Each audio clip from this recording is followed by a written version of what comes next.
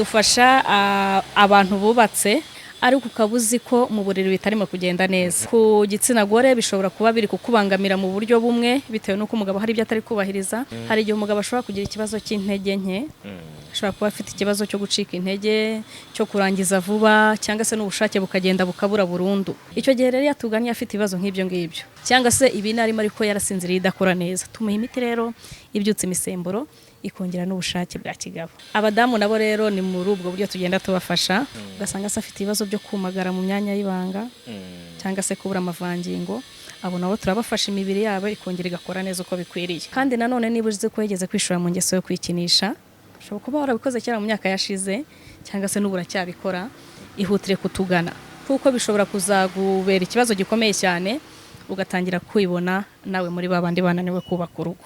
Iyo mu buriri byapfuye bitarimo kugenda neza byanga bikunze, ntabwo habura umwuka mubi mu rugo. Dufite imiti itandukanye, dufite ubuhamya bw'abantu benshi batandukanye.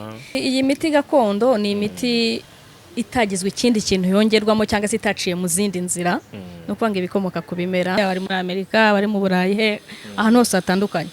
Imiti yacu irakugeraho.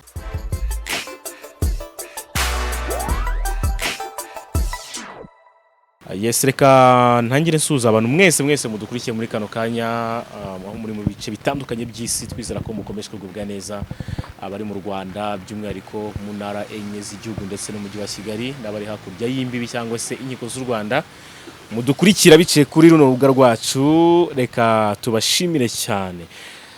Uyu munsi rero ibintu byahindutsemo gato twari dusanzwe dukora ibiganiro by'ubuzima busanzwe tubamo bwa buri munsi muri societe, ariko n'ubundi ntabitane n'ubuzima busanzwe, ariko turaza kujya mu gice cy'ubuvuzi, aho turi buze rero kunguka ubumenyi butandukanye. Turi kumwe n'inzobere, araza gutangira bibwira, bafite ikiganiro kiryoshye. Mu by'ukuri moteri y'umuntu ni ubuzima cyangwa se kuba tubaho, aricyo bisaba, imyitwarire tugira mu bintu bitandukanye, niya rimwe na rimwe tuviramo uburwayi butandukanye. Ariko mbere yo kuza kuvuga byinshi, reka mbanze nkwakire kuri Big Town.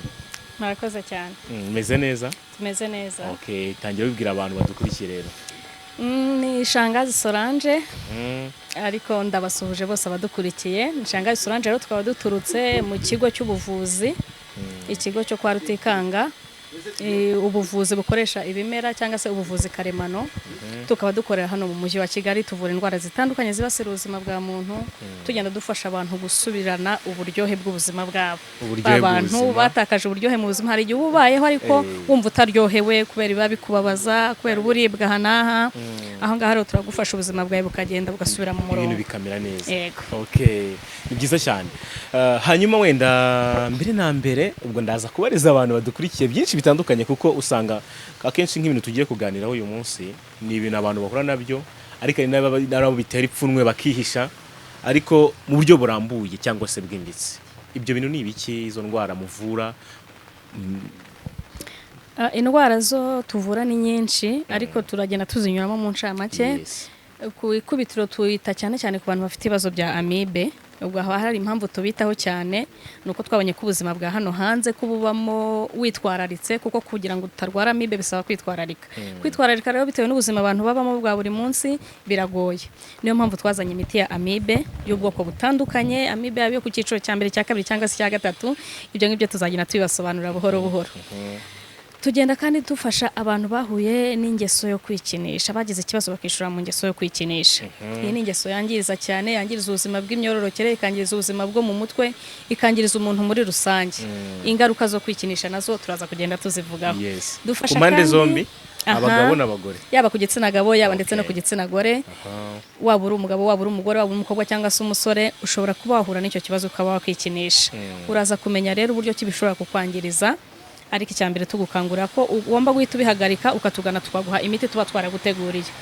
Ikindi kandi dufasha abantu bubatse, bo n'abantu bakuru, abubatse yaba umugabo cyangwa se umugore, ariko ukabuzi ko mu buriri bitarimo kugenda neza. Hari impamvu zishobora gutuma bitagenda neza. Ku gitsina gore dufite impamvu zacu byangiza cyangwa se bisenya ingo cyane muri iyi minsi. Birimo birasenya imiryango cyane muri iyi minsi. ku gitsina gore bishobora kuba biri kukubangamira mu buryo bumwe bitewe n'uko umugabo hari ibyo atari kubahiriza, umugabo nawe ashobora kuba ari kubangamirwa bitewe n'uko umugore we hari ibyo atarimo kubahiriza. Abantu nk'abagabo turabakeneye cyane kugira ngo tubafashe, tubashe kubaha imiti yabugenewe, tubagire inama se kugira ngo imiryango irusheho kubaho neza ndetse yishimye. Abandi bantu dufasha ni abantu bafite ibibazo by'uruhu, indwara zibasira uruhu rukagenda rukangirika, hamwe ushobora gusanga ufite ikibazo cy'ibishishi, isura yawe mu maso yarahindanye, ushobora kuba ufite ibibazo by'ise, ushobora kuba ufite ibibazo by'uruheri n'ibindi byinshi bitandukanye. Ubwo indwara z'uruhu ni nyinshi, ariko ahangaha iyo uzifite ukatugana turagufasha. Abandi bantu dufasha ni abantu bafite ibibazo bigendanye n'inzira z'ubuhumekero, abantu bafite ibibazo by'imitsi n'amagufa, abantu bafite ibibazo by'indwara zibasira mu nda. Ubwo izibasira mu nda twavuga nk'igifu, abantu bafite ibibazo by'igifu, afite ibibazo by'umwijima, bafite ibibazo by'impyiko n'izindi ndwara nyinshi zitandukanye. Kugira ngo rero umuntu wese wenda utangiye kino kiganiro aze no kwicara ashikamye avuga ati ahantu mbonye inzira nzima cyangwa se mbonye ahantu hazima hari ibisubizo by'ubuzima bwanjye wenda butari bumeze neza, ndagira ngo ubanze wenda ubwira abantu impamvu ari mwe nzira nziza, kuko ari umuntu bishaka avuga ati ngiye nabyumvise henshi, nagiye mu isoko numva barabivuga, nagiye mu bice bitandukanye nkabona abavuza, ariko rimwe na rimwe nkabikoresha nibikore. Ndagira ngo rero ubanze hano experience impamvu mwebwe mukwiye kuganwa n'impamvu umuntu akwiye gukurikira kino kiganiro akakirangiza. Kuganwa byo birakwiye, kuko burya icya mbere ni uko we wimenya ubwawe, wamenya ko ufite ikibazo ugahita utugana, natwe icyo dukora ni ukugufasha. Dufite imiti itandukanye, dufite ubuhamya bw'abantu benshi batandukanye, yaba abo hanze, yaba mu ntara, ndetse n'aba hano mu mujyi wa Kigali. Ntabwo byashobotse ko tubazana kubera wenda impamvu z'umutekano wabo, ariko ngira ngo nawe ushobora kuba wakwita n'umuntu runaka akaba yaguha ubuhamya ati naba naragiye kwa Rutikanga, nkaba natandukana na amibe, cyangwa se nayo mfite ibibazo by'ama infection ku badamu birashira. Ubuhamya bwo burahari bwinshi cyane, bw'abantu bagiye babagana, bw'abantu bagiye batugana bagakira. Mu minsi yashize harabaherutse kutugabira, kunda gukurikira amakuru barabibonye, hari igihe umuntu umuvura agakira akabura uburyo ki akwitura, akumva n'ibyo akoze ntibihagije, ariko abo nabo turi kujya duhura nabo muri iyi minsi bavuga bati mwadukoreye byiza. Wenda si ukubitindaho cyane, gusa iyo ni impamvu imwe yatuma umuntu agomba kumva kino kiganiro akakirangiza, kuko ubuzima bw'umuntu nicyo kintu cy'ingenzi, niwo mutungo ukomeye umuntu aba afite. Reka wenda nkubaze icya kabiri dukomeza. Ari abantu benshi batuye i Kigali, batuye mu mijyi itandukanye, abavuga ati ngewe numva prefera imiti ya kizungu kurusha iya kinyarwanda cyangwa se imiti gakondo. Ni iki none wamubwira gituma umunsi agomba kuba ari hano byanga bikunze ikiganiro kikarangira? Mwihariko w'imiti gakondo mukoresha. Iyi miti gakondo ni imiti itagizwe ikindi kintu yongerwamo cyangwa se itaciye mu zindi nzira, no kwanga ibikomoka ku bimera, nta guca mu ruganda, nta kugira andi maproduit yongerwamo. Umuti uko wakabaye ni gutyo tuwuhereza umuntu. Ni ukuvuga uwo muti iyo uwufashe ubasha kugukiza, ntihagire ikindi kibazo uhura nacyo. Kuko uraza ukaza gukemura ibibazo ufite mu mubiri, nta kindi kibazo ushobora guhura nacyo. Ubwo n'ubuvuzi twarazwe n'abasogokuruza, ni ibintu bakoreshaga na kera kose, n'ubuvuzi bw'umwimerere. Numva ikintu cy'umwimerere nyine umva ko ari umwimerere, nta kindi kintu kikivanzemo. Reka twinjire noneho neza ingingo ku yindi, twinjira mu kiganiro kugira ngo uze gusobanurira abantu, ubasobanurire n'uburyo mubafasha. Rero hari ibibazo mu by'ukuri muri sosiyete usanga binakomeye. Bimwe muri ibyo bibazo mubifitiye ibisubizo. Icya mbere, kuba wenda mu gikorwa cy'abashakanye kitagenda neza, ese mubafasha iki mu mpande zombi? Bisobanure mu mpande zombi, ndetse n'uburyo bitagendamo neza bwose ubigaragaze, mbese ugaragaze ikibazo, ugaragaze n'ibisubizo mubafitiye muri uwo mujyo. Reka mpere wenda ku bagabo, uburyo ki bishobora kutagenda neza. Hari igihe umugabo ashobora kugira ikibazo cy'intege nke, ashobora kuba afite ikibazo cyo gucika intege, cyo kurangiza vuba, cyangwa se n'ubushake bukagenda bukabura burundu, ugasanga ntabwo agifite ubushake bwo kwegera umudamu we. Izo ni ka nyinshi twagiye duhura nazo, kandi natwe tuba muri sosiyete turabizi ko bibaho. Icyo gihe rero yatuganye afite ibibazo nk'ibyo ngibyo, ashobora kuba yinjira mu gikorwa, agakora igikorwa cyabubatse neza, ariko byagera mu hagati ugasanga birikubye.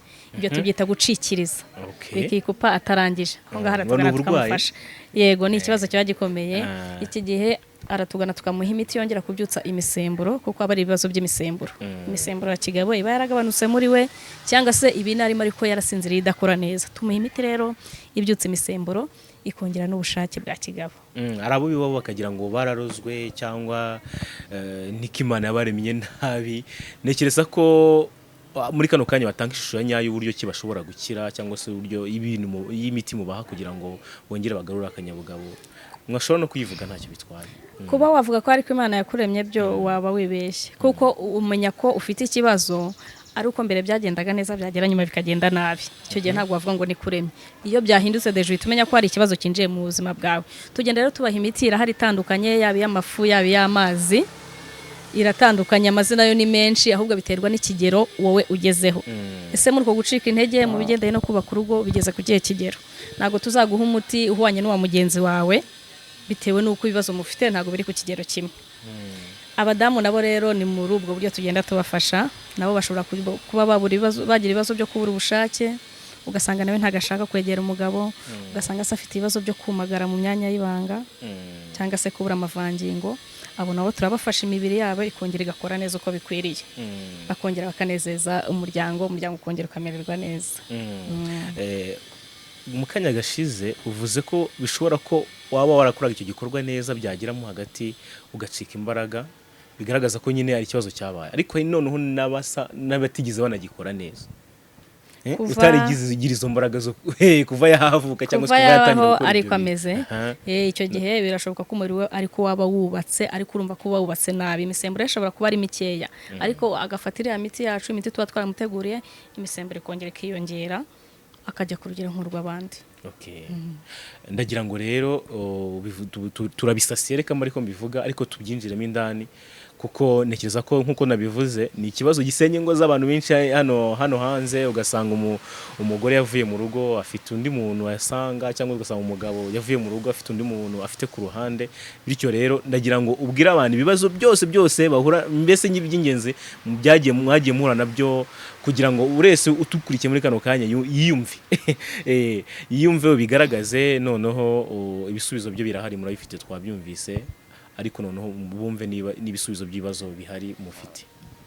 Ibisubizo byo birahari nk'uko bivuze ariko ibibazo twagiye tubica hejuru ubu ngubu tugiye kubyinjiramo nyirizina. Ikibazo cya mbere twabwiye dukemura abantu bafite ibibazo bya amibe. Amibe yarazengereje abantu hano hanze. Twa tukiri kuri iyo ngingo yo yabashakanye isenya ingo cyane. Ibyo ngibyo biraza kuba bifitanye isano na amibe. Kuko ubwo nagira ngo bihere ku murongo impamvu zishobora gutuma abantu bacika intege muri icyo gikorwa. Amibe ishobora kubigiramo uruhare. Bishobora kandi guterwa n'uko ushobora kuba warishuye mu ngeso yo kwikinisha. Ibi nabyo twabivuzeho.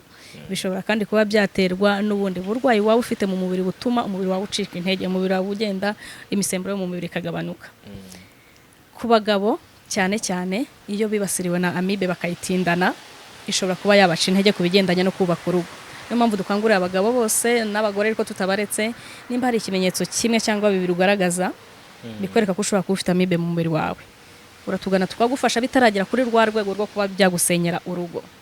Kandi nanone niba uzi ko wigeze kwishora mu ngeso yo kwikinisha ushobora kuba warabikoze kera mu myaka yashize cyangwa se n'ubu uracyabikora ihutire kutugana kuko bishobora kuzagubera ikibazo gikomeye cyane ugatangira kwibona nawe muri babandi bananiwe kubaka urugo. Izo ngizo ni impamvu zikomeye cyane zishobora gutuma umugabo acika intege mu gihe cyo kunoza amabanga y'urugo. Iyo mu buriri byapfuye bitarimo kugenda neza byanga bikunze ntabwo habura umwuka mubi mu rugo. Umugabo ashobora kuba yakishakira undi ku ruhande nk'uko wabivugaga cyangwa se akaba yakuzinukwa burundu kubera ko watereye agati muri ryinyo.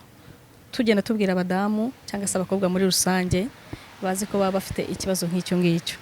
Ikibazo cyo kumagara mu myanya y'ibanga, ikibazo cy'ama infection ashobora kukwibasira ugasanga utangiye kujya ugira umwuka mubi mu myanya yawe y'ibanga ugatangira se kugira uburyaryate cyangwa se kwishimagura. Ibi ngibi bituma urugo rutubakwa neza. Niba uzi ko ufite icyo kibazo rero wa mudamu we ni wowe ugomba gutera intambwe ukatugana tukagufasha kugira ngo ejo urugo rwawe rutazajya mu manegeka cyangwa se rutazaba rwasenyuka kugira ngo tugufashe kurwuba. Tuguha imiti rero ayo ma infection agakira.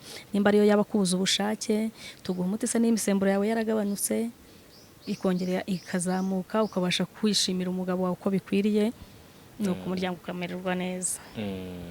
Yes birumvikana ngaye nguko. Hanyuma abantu twakomeje kugenda tuvuga ngo kwikinisha ubundi uburyo bwo kwikinisha reka tugaruke ku mpande zombi kuko hari n'abantu wenda babitarabaho ariko bikazagera ku rwego rw'uko byatangira kubaho bakaba bamenya icyo bakora hakiri kare ubundi bitangira gute biterwa n'iki bikorwa gute duhere ku gitsina gore dore ku gitsina gore tuhaza no kuza no ku gitsina gabo twumve noneho mu gihe umuntu anabitangiye uburyo ashobora kubaganamo inama mushobora kumuha icyo ashobora gukora kubyo abasobanukirwa neza.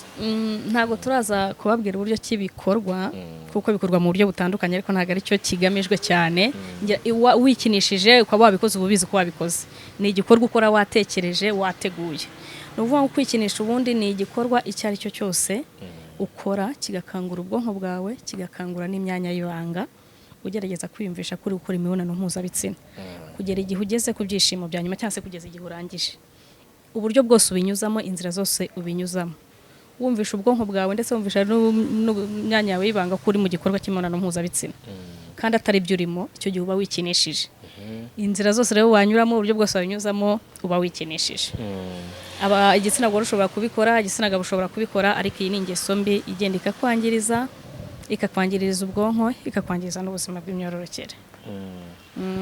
Noneho wenda turetse wenda ibyago ubwo buzima nk'ubwo bushobora guteza ku muryango noneho twanagaruka n'ibyago bishobora guteza ku mubiri w'umuntu muri rusange ku buryo abantu bagomba kubyitora ndetse n'abatangiye kubyishoramo bashobora kubagana hakiri kare mukaba mwabafasha ibyago bibategereje n'ibihe. Ibyo ni ibyago cyangwa se n'ingaruka zituruka ku kuba warishuye mu ngeso yo kwikinisha ariko ndagira mu manza mvuga wenda ku gishobora kuba ku mpamvu zishobora kuba zagutera kwishura muri iyi ngeso ese byaba biterwa n'iki hari abantu babikora bishobora ko byaba biterwa n'ikigare umuntu abayemo ni ingeso yandura ukabona bagenzi bawe niba mubana muri abasore 3 cyangwa 4 ukabona bagenzi bawe barabikora bakaba babikwanduza iyi ngiyi ni impamvu ishobora gutuma ushobora kwikinisha birashoboka se ko byaba waba warabikoze bitewe n'ibiyobyabwenge wari wafashe ubwenge ntibujye ku murongo ugashiduka yishuye muri iyo ngeso birashoboka se ko byaba byaratewe n'uko wagize isoni cyangwa se wumva ufite ipfunwe ryo kubavugisha umukobwa hari abantu bagira ipfunwe ryo kwegera abakobwa kavuga ati mu gihe nkeneye kugira icyo nabaza umukobwa ngewe nzajya niherera mbisoze ugasanga iyo nayo ni impamvu ishobora kuba yabitera cyangwa se bikaba byaterwa no kuba uba uvuga uti sinakishura mu ngeso y'ubusambanyi ntazagira umukobwa nterinda cyangwa se umusore runaka atazanterinda reka nzajye mbyirangiriza nibyo koko bigukemurira ikibazo ako kanya mu gihe umubiri wawe wumvisha ukeneye gukora imibonano mpuzabitsina ukikinisha wumva uruhutse ariko nubwo uruhutse by'ako kanya hari ingaruka nyinshi ziba zigutegereje muri izo ngaruka rero duhere nko ku gitsina gabo biragenda bikangiriza ubwonko bikomeye cyane aho usanga hari udutsi tumwe na tumwe t'ubwonko turahangirikira bikomeye cyane ugasanga ubwonko bwatangiye kuva ku murongo ugahora wumva ujagaraye mu mutwe ugahora wumva ufite isereri kubera twadutsi tutari gukora neza nuko ndetse byagira no ku buzima bw'imyororokere kwikinisha ku gitsina gabo ushobora gukubitana n'ikibazo cyo kwangirika kw'intanga zawe intanga z'umugabo ugasanga zarangiritse zirahara ariko ni ibihuha zirahara ariko nta mbaraga zifite zirahunga gusa kubera ko zangirijwe no kuba warikinishije ushobora kandi gukubitana n'ikibazo cyo kugabanuka kwa ya misemburo ya kigabona kubwiye imisemburo yawe yagabanuka ugatangira gutakaza ubushake bwo kuba wabonana n'umugore cyangwa se wabonana n'umukobwa ukumva warabahuzwe ukumva wahora wikinisha kubera ko ya misemburo ituma ugira ubushake ntayo ugifite izo ngizo ni impamvu ni ingaruka zitandukanye zishobora kukugeraho ushobora kandi kugira ikibazo cyo kubabara umugongo wo hasi ugasanga waracitse izo ni ingaruka zikugeraho ushobora kandi kugira ikibazo cyo kuba wabyimba udusabo tw'abagabo tukaba twabyimba kamwe kakabyimba cyangwa se tukabyimbira rimwe izo nazo ni ingaruka zishobora kuba zakugeraho wa musore we cyangwa se wa mugabo wawe waba warikinishije ntutugane ngo tuguhe imiti twaguteguriye nanone kandi tugiye ku gitsina gore ku bakobwa cyangwa se ku badamu bikinishije ushobora gukubitana n'ikibazo cyo kumagara mu myanya y'ibanga ugahora wumagaye ugahora nta ububabare bukagenda bugashira burundu nanone kandi ushobora gukubitana n'ikibazo cyo kwangirika kwa nyababyeyi ibingiye ari ibibazo bikomeye cyane ushobora gukubitana n'ikibazo cyangwa se indi ngaruka yo gukuramo inda bya hato na hato ukaba warabikoze mu myaka ya kera ukiri mutoya ukagera mu gihe cyo gushaka umugabo ukubaka urugo neza uko bikwiriye, ariko watwara inda yamara amezi 2 kavamo, watwara inda yamara amezi 3 ikavamo, ukibaza ahantu byaba bituruka. Nyamaze wasubiza amaso inyuma ugasanga no kubera bya bihe wanyuzemo, bwa buzima wanyuzemo butari bwiza. Niyo mpamvu rero tubakangurira ngo mutugane tugende tubafasha. Nibagiye kandi ko no ku gitsina gore nabyo bigenda bikangiriza ubwonko, hamwe usanga ubwonko bwawe bwangiritse, nawe ugahora n'ikibazo cy'isereri, ugahora wumva umutwe wajagaraye, umutwe surababara n'ibindi byinshi bitandukanye. Ku gitsina gore kandi ushobora gukubitana n'ikibazo cyo kujya mu mihango idakama, imihango yawe igahoriza cyangwa se ikabura burundu, bivuze ngo imisemburo yawe yavuye ku murongo, imisemburo ya kigore yavuye ku murongo. Mwese rero tubahaye ikaze, mutugane tugende tubafasha, mwongere mugire ubuzima bwiza. Okay. Ndatekereza ko kuri iyo ngingo rwose yo kuba ari abafite icyo kibazo cyo kwikinisha basobanukiye byinshi bitandukanye. Uyu munsi bigitamo turahabereye kugira ngo tugire ubumenyi butandukanye ku mubiri yacu, ndetse n'ibyo dushobora kuvuzwamo, uburyo dushobora kwiyitaho, ibyo dushobora kwirinda. Icyo ndakeka rwose icyo kirasobanutse. Icyo cyasobanutse. Wafata undi mwanya wenda ukigisha abantu ubwo mbere nari mfite ibibazo byinshi cyane ngenda nkubaza, ariko ntegereza ko kano kanya kugira ngo uha abantu noneho ibintu byose, ishusho y'ubuzima bwabo mu gihe bahuye n'icyo kibazo, ko noneho kubijyanye nayo mavangingo ku gitsina gore, fata umwanya ubigishe igituma biba atabaho, igituma uko byagenda kugira ngo agaruke byose. Igituma ayo mavangingo ku bagore ataboneka cyangwa se n'ububobere butaboneka, icyambere burya ni mu mutwe. Iyo mu mutwe hangiritse ushobora kubitana n'ikibazo nk'icyo ngicyo, hashobora kuba harangirijwe n'iyo ngeso nk'uko twabikubwiraga. Nanone kandi niba imisemburo yawe yaragabanutse, biriya byose ni imisemburo ibikora. Niba imisemburo ishinzwe icyo gikorwa itarimo gukora neza, ntayo uzabona. Uzasanga ufite ibibazo byo kumagara, hamwe umugabo ashobora kugira icyo akubaza agasanga biranze. Iki ngiki rero aba ari ikibazo gikomeye cyane.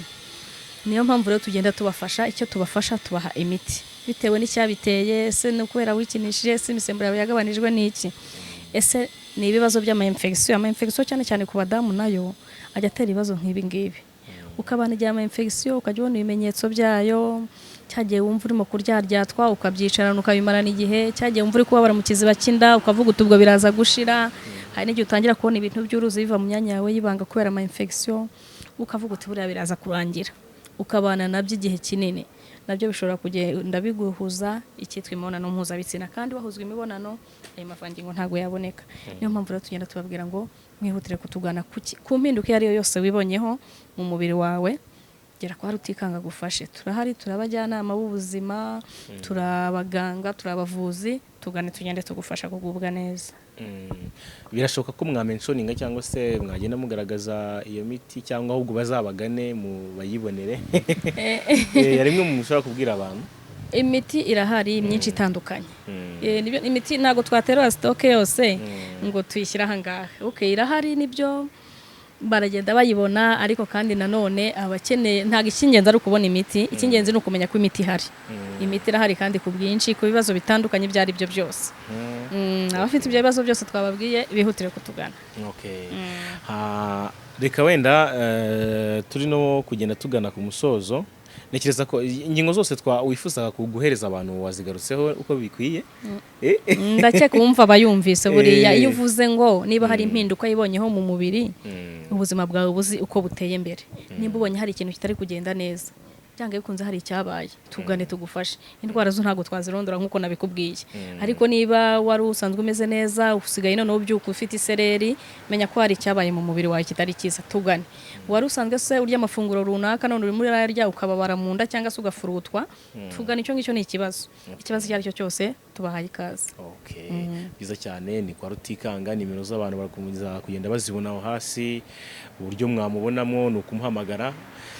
Hari rero abantu bakeneye cyangwa se bafite icyo kibazo, bakeneye ubuvuzi bwanyu bari hirya no hino ku isi, ntabwo ari mu Rwanda gusa.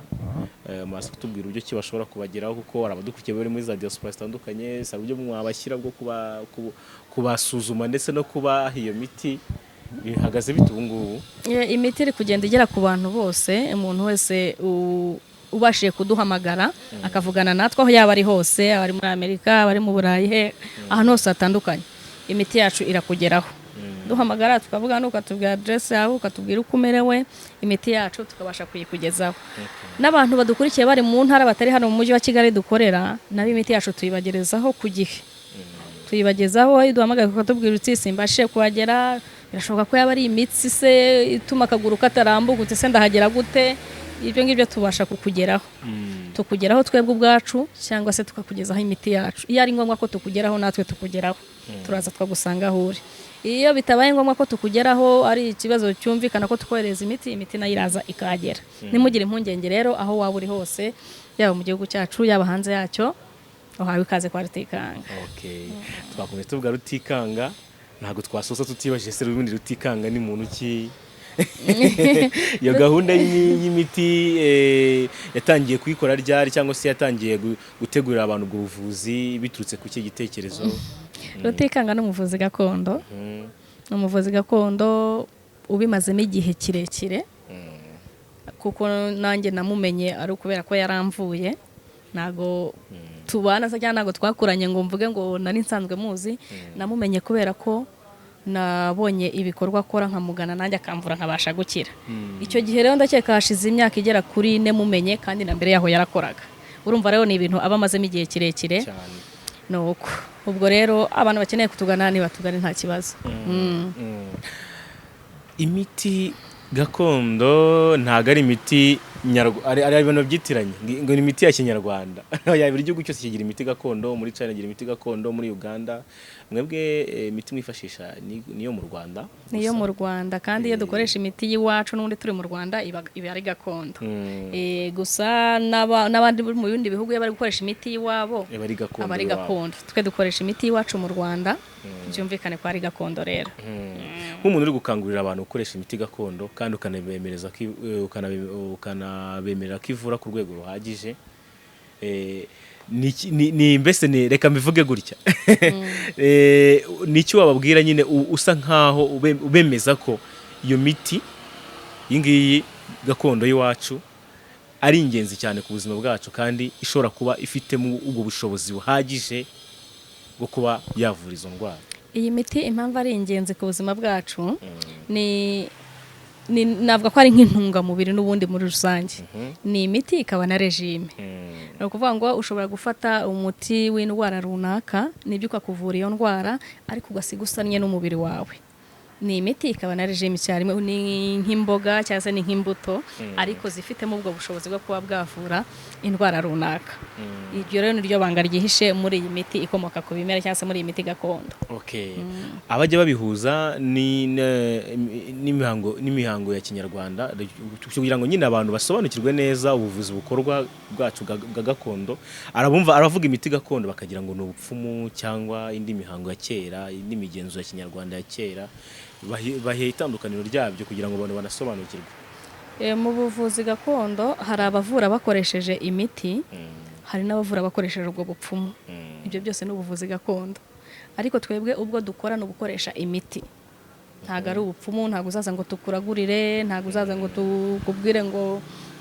uratanga inzuzi niba inzuzi nari biti uraza tukagusuzuma dufite isuzumiro uko tubasha kureba mu mubiri wawe uko bimeze se niba uri kubabara mu nda tukabasha kujya mu nda tukareba se ni ikihe kibazo kirimo nihe bitarimo kugenda neza tukafata imiti tukayiguha nta yindi mihango ibayeho kureba ikibazo umuntu afite ukamenya no muri ya miti wateguye umuti ushobora kuvura iyo ndwara ukawumuhereza nubwo buryo dukoramo akabazo ka nyuma tugasoza dusigaje nk'iminota 2 gutyo reka dukoba akabazo ka nyuma kandi k'ingenzi hari umuntu ushobora kwibaza se bano bantu barizewe leta irabazi ariko usibye ko Rutikanga umuntu uzwi cyane wenda ariko n'umuntu ubibonye bwa mbere na wabura kubikomozaho ubwira abantu ko impamvu mwizewe impamvu twizewe nuko dufite urugaga rw'abavuzi gakondo tuba dufite ibyangombwa by'urwo rugaga biturutse muri urwo rugaga iyo uzwi muri urwo rugaga warahawe n'ibyangombwa uba wizewe ntekereza ko nta kindi kimenyetso cyatuma umuntu akwizera kurusha ibyo ngibyo ngayo nguko rero ngira ngo Rutikanga niwe nimero ye muri kubona aho hasi ndetse niwe uhagarariye ivuriro, ni nawe muganga mushobora kwita muvugana mu buryo bworoshye, ushobora guhamagara akavuga ati wa mugore ari nabyo birashoboka ariko na nimero zose ziba zihari. nawe wamwitaba ntacyo bitwaye. nanjye namwitaba kuko nimero ni ebyiri. Nimero zirahari zose, abakeneye guhamagara se ugasanga uhamagaye nimero yanjye kuko nimero zacu zose zirahari. ngira ngo ushaka kuvugana na Rutikanga hamagara 07 88 34 80 birashoboka se kwa uri umudamu uvuga utereka nihamagare umudamu mugenzi wanjye 07 8 nanone 62 26 94. Tukaba dukorera i Remera mu Giporoso ku muhanda ujya Kabeza. Ku muntu uvuye hano muri feruje zo mu Giporoso ufasha mu muhanda ujya Kabeza, nushaka ukimara kuwinjiramo mu muhanda ujya Kabeza utaragera kure rwose utaza kuyoba, ituhamagara iyo nimero twaguhaye tukurangira inyubako dukoreramo, naho neza neza mu Giporoso ntujye kure, mu mujyi wa Kigali i Remera mu Giporoso. Shangazi, reka tugushimire cyane kuko ikiganiro duhaye n'ubundi cyafashije benshi kandi ni ibintu duhura nabyo mu buzima bwa buri munsi, ari nayo mpamvu natwe nka Big Town twahisemo kubaganiriza umunsi ku bijyanye n'ubuzima ndetse n'ubuvuzi. Turagushimiye cyane ku kiganiro kizaduhaye. Murakoze cyane nawe. Kandi nshimiye n'abadukurikiye bose, mbifuriza kugira ubuzima bwiza ndetse n'iterambere rirambye. Urakoze cyane kubimvugira nige kubikomozaho. Ndabashimiye cyane abakunzi bacu abadukurikira mu biganiro bitandukanye, mukomeze mudukurikire ukanda subscribe hasi. Imana ikomeze ibarinde kandi mwite ku buzima. Ubuzima nicyo gishoro buri cy'ingenzi, muri kutwumva kuko mubufite, muri gukora kuko mubufite, amafaranga rero ntabwo yaruta ubuzima. Hari abantu bajya bahugira mu kazi ngo nabuze umwanya wo kuza kwivuza, ariko ndarwaye ariko nabuze umwanya kubera akazi. Menya kuko arimo kubera ko ufite ubuzima. Umunsi utabufite ako kazi nako ntako uzabufite. Mbese amafaranga arahiga ariko ubuzima ni buhiga. Ubuzima nicyo gishoro, ubuzima nibwo butunzi. Guko imeze rero turabashimiye, mukomeze mugubwe neza. Murakoze cyane.